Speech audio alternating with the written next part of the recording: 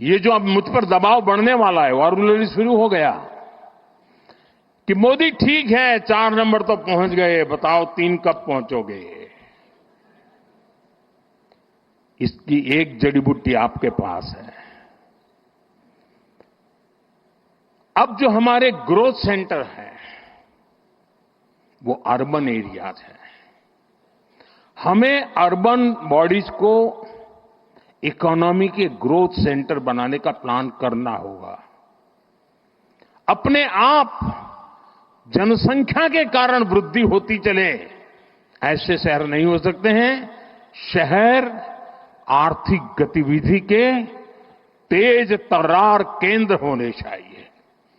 और अब तो हमने टियर 2, टियर 3 सिटी पे भी बल देना चाहिए और वो इकोनॉमी एक्टिविटी के सेंटर बनने चाहिए।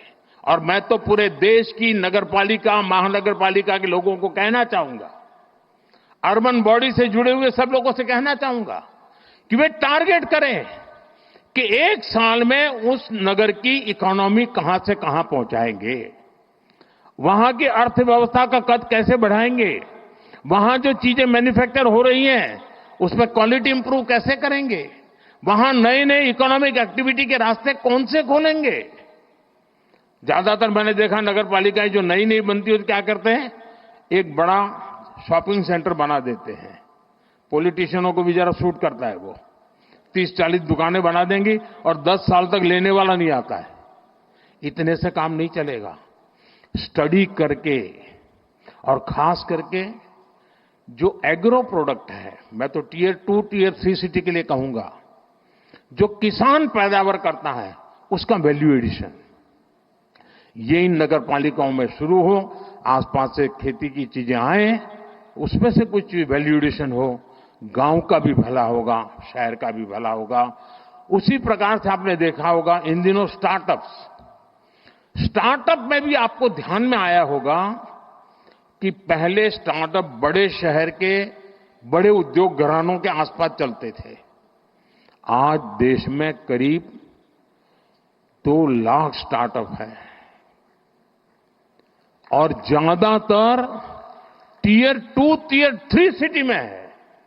और इसमें भी गर्व की बात है कि उसमें काफी नेतृत्व हमारी बेटियों के पास है।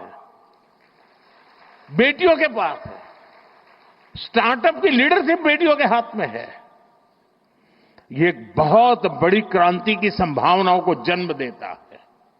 और इसलिए मैं चाहूंगा कि अर्बन डेवलपमेंट ईयर के जब 20 साल मना रहे हैं और एक सफल प्रयोग को हम याद करके आगे की दिशा तय करते हैं, तब हम टियर 2, टियर 3 सिटी को भी बल दें।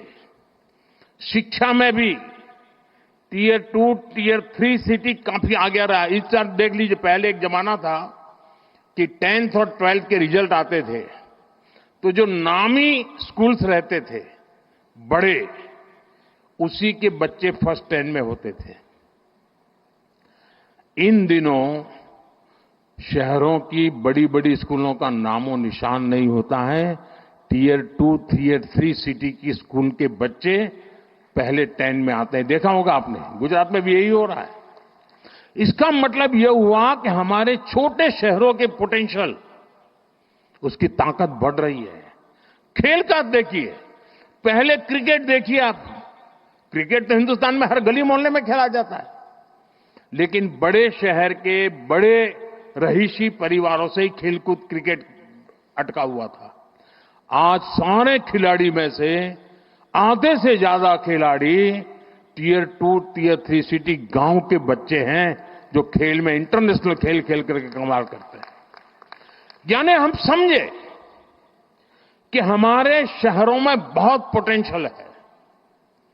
और जैसा मनोहर जी ने भी कहा और यहां वीडियो में भी दिखाया गया, ये हमारे लिए बहुत बड़ी अपॉर्चुनिटी है जी। 4 में से 3 नंबर की इकोनॉमी के पहुंचने के लिए हम हिंदुस्तान के शहरों की अर्थव्यवस्था पर अगर फोकस करेंगे तो हम बहुत तेजी से वहां भी पहुंच पाएंगे। साथियों, ये गवर्नेंस का एक मॉडल है।